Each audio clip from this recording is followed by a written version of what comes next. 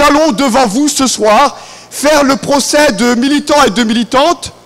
Et vous allez voir qu'ils ont pour l'habitude tous d'être des objets parlés. On parle d'eux régulièrement.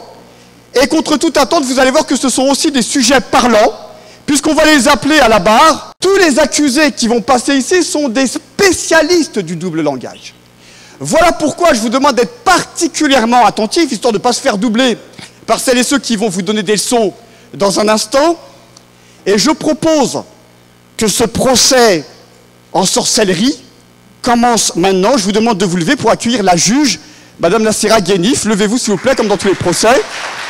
On n'applaudit pas, sinon on évacue la salle, ça marche comme ça aussi. Et je lui donne la parole. Vous êtes membre, peut-être même fondateur, sans doute, de la brigade anti-négrophobie. Vous m'accusez d'être communautariste, j'entends, mais moi j'affirme que votre système cultive l'art de transformer les victimes en coupables et les coupables en victimes. Le communautarisme ne vise pas à être la cause du mal, mais à signifier que quelque chose va profondément mal.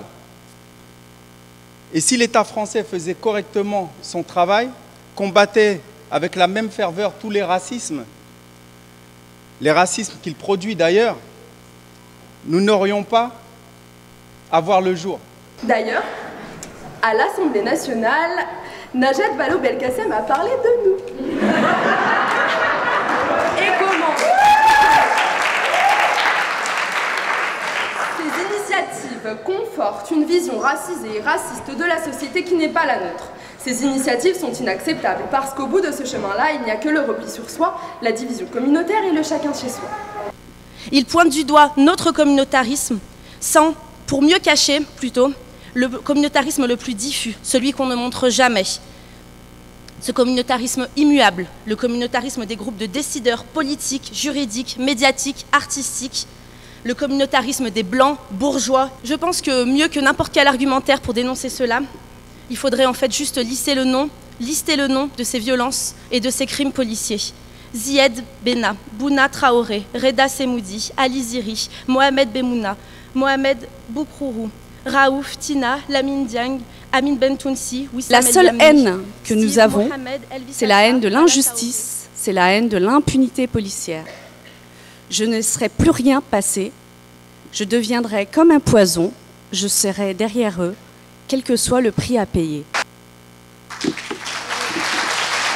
Vous vous servez de l'antisionisme pour masquer un antisémitisme certain et vous appelez très clairement à la discrimination envers un État au sein d'un collectif qui, semble-t-il, s'étend, dont je ne connais que l'acronyme BDS.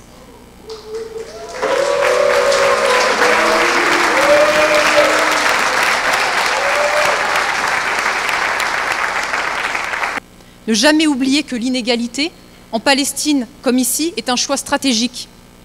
Laissez-moi vous dire que quand on vient d'un quartier dont la densité de population est la même que celle de Gaza, quand on est séparé de la zone de droit, de l'expression du politique, de l'emploi, de la culture avec un grand Q, pas par un mur ou un checkpoint, mais par un périphérique ou une adresse, quand on vit dans un État où on est pris pour cible par les forces de l'ordre car coupable d'être arabe, noir ou musulman, quand on subit discrimination et humiliation à chaque étape de nos vies, quand tu es rationnellement écarté de toute prise de décision pourtant te concernant, quand ton éducation est mise en péril pour ton propre bien au motif de valeurs universalistes, j'arrive même pas à le dire, universalistes, excluantes, quand demander le respect de ton humanité et de tes droits se solde par « je ne vois pas de quoi tu parles, en France, on est tous égaux », quand ton histoire et celle de tes parents est occultée, niée et combattue au profit d'un mythe national fondateur dogmatique, et quand enfin tu tentes de te défendre toi-même et de t'organiser par tes propres moyens avec tes frères et sœurs de lutte, t'es taxé de personnalité dangereuse et communautariste. Peut-être que là, tu peux comprendre pourquoi nous, habitants des quartiers populaires, jeunes et moins jeunes issus de l'immigration post-coloniale, la Palestine, ça nous parle autant. C'est pour ça que nous ne pouvons pas appeler à la fin des inégalités produites par le capitalisme, le colonialisme, lutter efficacement contre le racisme, sans appeler à la libération de la Palestine, de tous les prisonniers politiques y compris celui détenu dans notre État depuis 32 ans, Georges Ibrahim Abdallah.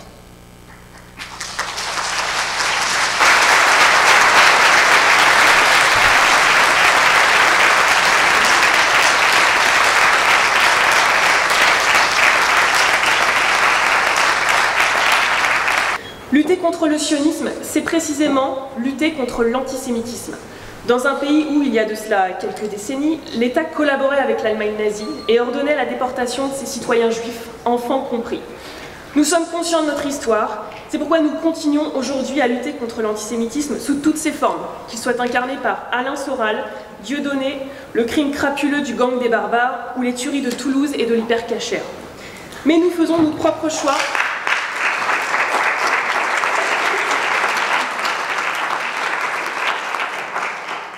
Mais nous faisons nos propres choix pour lutter contre ce racisme.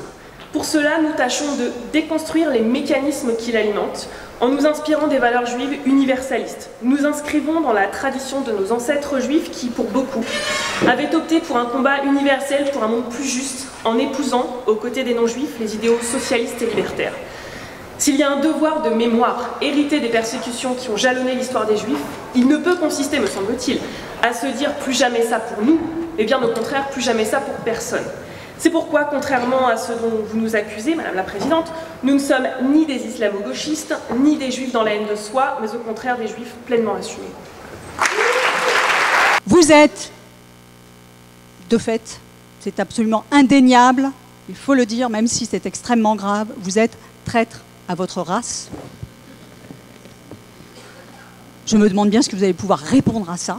Aujourd'hui, si on a un antiracisme de couleur et un antiracisme blanc, eh bien c'est une défaite des deux côtés.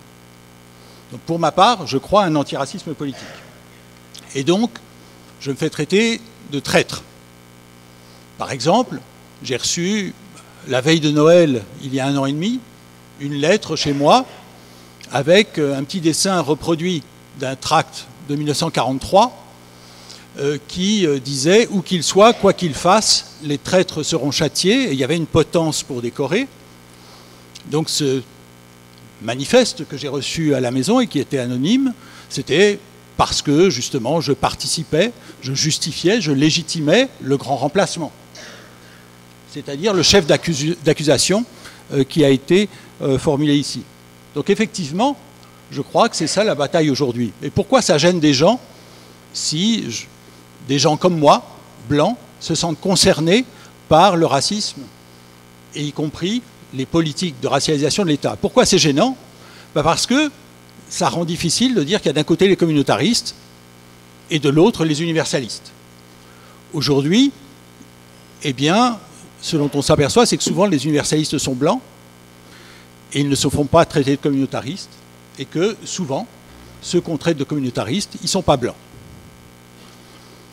Donc le fait de ne pas être à sa place, c'est aussi une manière de faire que ça se dise un peu moins facilement. Ce prétendu universalisme républicain, figurez-vous que c'est le même que celui qui, en 1912, a pendu une loi encadrant la vie de ceux qu'il avait appelés à ce moment-là les nomades. Chose intéressante, cette appellation était puisée dans le vocabulaire de l'administration coloniale pour désigner ceux de mes frères et mes cousins qui vivent dans ce pays d'une manière non ethnique, parce que supposément ce républicanisme refuse de cibler ethniquement des composantes de la population. Cette législation est toujours en vigueur à l'heure où on parle. Mes frères et mes cousins sont poursuivis, pourchassés, contrôlés, et ils relèvent d'un régime spécial depuis plus d'1 siècle aujourd'hui. À propos de l'universalisme français, qu'effectivement, je ne comprends guère, ou peut-être de l'universalisme en France, faudrait-il dire, on pourrait, à mon avis, reprendre la phrase attribuée à tort, semblerait-il, à Gandhi, lequel, à la question « Que pensez-vous de la civilisation occidentale ?», aurait répondu « Ce serait une bonne idée ». Comment en effet réagir autrement, non pas simplement à la ténacité de ce racisme d'État, mais ont refus non moins tenace d'en reconnaître l'existence et d'avoir un débat sur cette question. C'est peut-être cela d'ailleurs qui en fait la spécificité, car le phénomène lui-même ne connaît pas de frontières, comme le capitalisme du reste, à l'histoire duquel il est indissociablement lié. Dans le degré de la dénégation dont il fait l'objet, par contre, il y a sans doute une spécificité française, une spécificité liée à la façon dont fonctionne dans ce pays un discours qui se prétend universaliste comme fondement du récit national. Il faut que vous soyez sûrs que c'est nous, l'universalisme. Nous, on porte l'universalisme. On porte l'universalisme de l'égalité. On porte cet universalisme et c'est nous l'universalisme. C'est nous qui portons l'universalisme pour la justice, l'universalisme de résistance, l'universalisme de la révolution, de Port-au-Prince à Gaza, du Kivu. Cette prise de conscience des indigènes effraie. Elle est en effet l'appel vers un nouveau monde, un nouvel ordre, plus juste, dont beaucoup, et notamment les détenteurs de la suprématie, ne veulent pas. Il y a une vidéo qui tourne sur vous sur Internet où vous criez à Monsieur Dafri, taisez-vous, taisez-vous. Je vais vous dire, moi, pour le bien de la France, je vous dis la même chose. Taisez-vous, Monsieur Filquet-Creux. Voilà, c'est merveilleux, vous l'avez invité. Alors,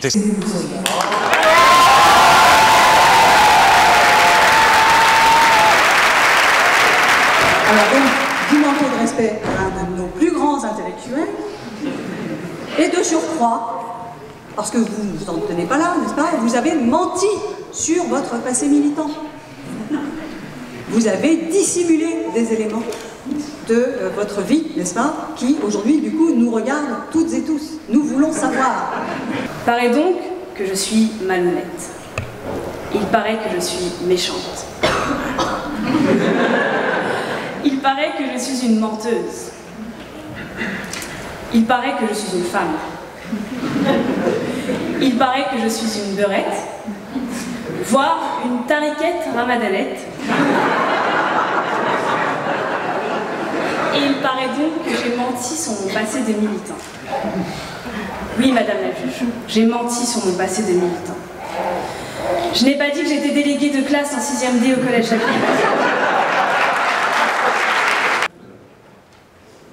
Que ça fait longtemps que j'ai compris qu'il était... C'est-à-dire, ça fait longtemps que j'ai compris que montrer patte blanche était une mission impossible pour un noir qui évoluait dans un monde de blancs.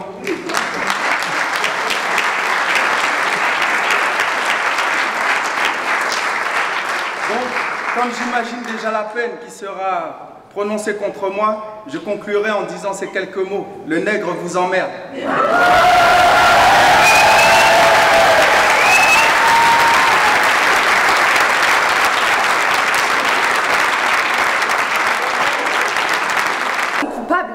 Nous sommes coupables, oui. Nous sommes coupables d'avoir été capables d'arracher la parole à ceux qui nous bâillonnent depuis bien trop longtemps.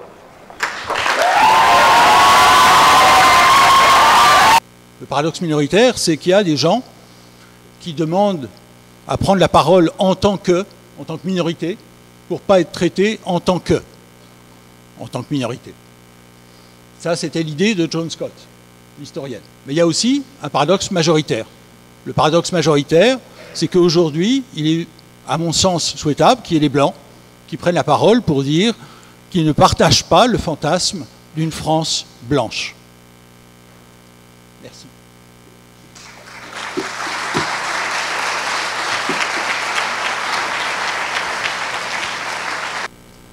Racisme anti-blanc, arrogance, je le vois d'ailleurs dans votre mou là, l'arrogance, je la vois.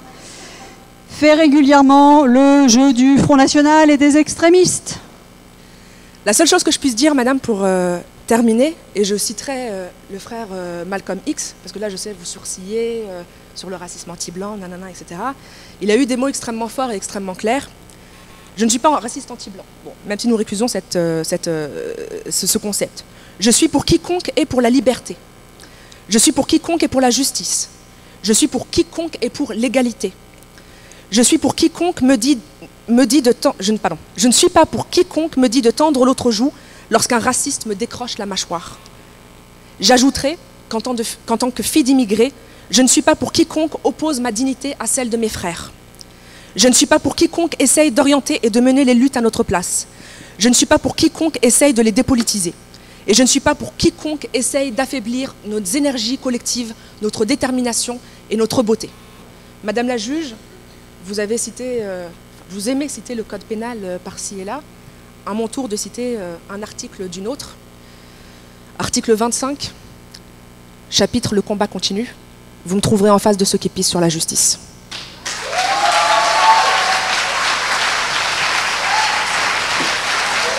La Grèce, vous le savez sans doute, peut-être, Madame la Présidente, est soumise depuis maintenant 6 ans à un régime d'austérité de choc, incontestablement le plus dévastateur et le plus violent jamais mis en place dans un pays ouest européen depuis la guerre.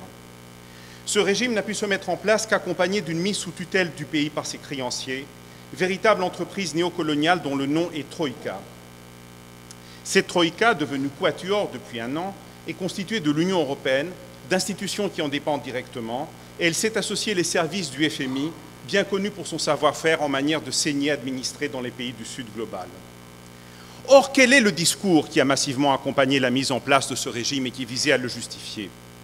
C'est l'image de Grecs paresseux, dépensiers, corrompus, vivant une dolce vita ensoleillée aux dépens de leurs vertueux partenaires d'Europe du Nord qui acceptaient généreusement de les aider.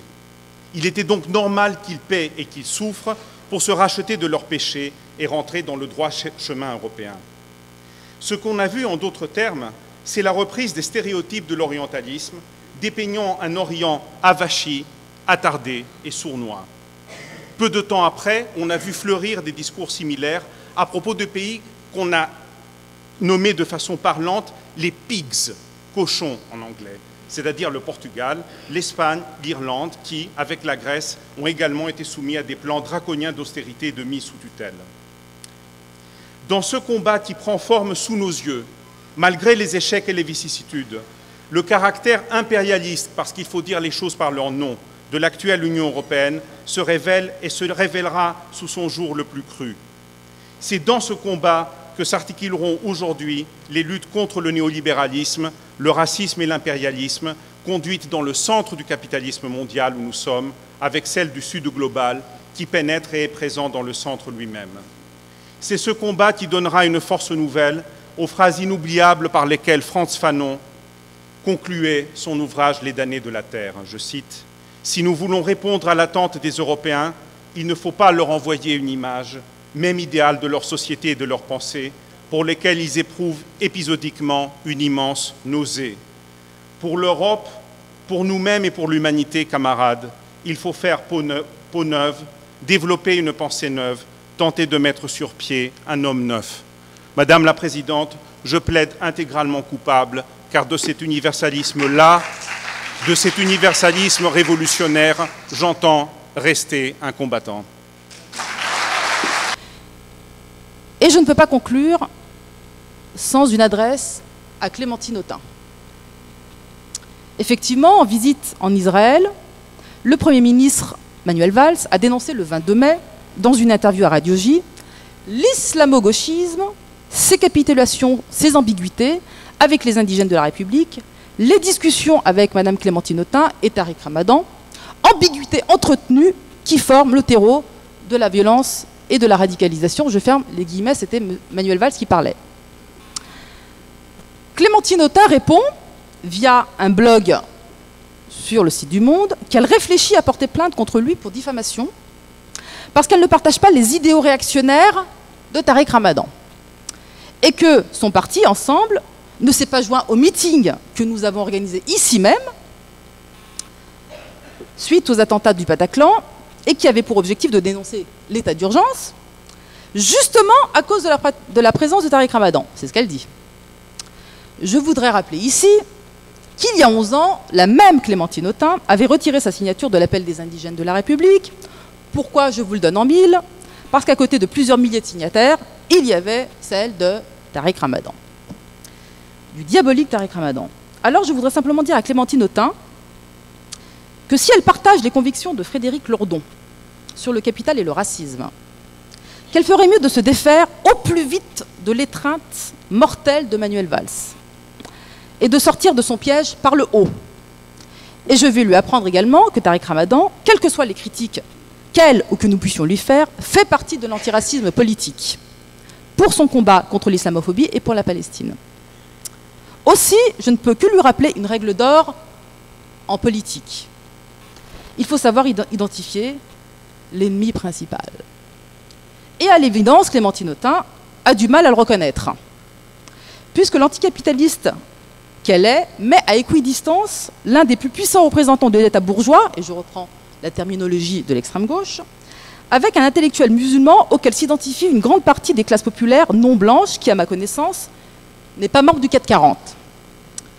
Si Tariq Ramadan fait perdre à Clémentine Autain sa grammaire politique, soit Tariq Ramadan est un diable, soit Clémentine Autain est objectivement complice de la politique de l'État, et qu'en cela, elle renforce, ce que je disais plus haut, la mollesse et l'apathie du mouvement social. Tout cela pour dire qu'au moment où l'on voit, au loin, mais pas si loin, poindre le spectre du fascisme, nous sommes à la disposition de Clémentine Autain pour l'aider à reconnaître ses ennemis de classe. Quant à nous, nous serons toujours vigilants pour savoir reconnaître nos ennemis de race, qui par la magie de la politique et, si j'ose dire, de l'amour révolutionnaire, peuvent se déracialiser quand ils luttent à nos côtés pour devenir des frères et des sœurs en humanité. C'est là ma ligne de défense, Madame la Présidente. Si la dignité et la solidarité sont un délit, alors je plaide coupable. Et nous devrions toutes et tous être assignés à résidence et avoir notre fiche S comme solidarité. Je propose même de créer la fiche R comme résistance.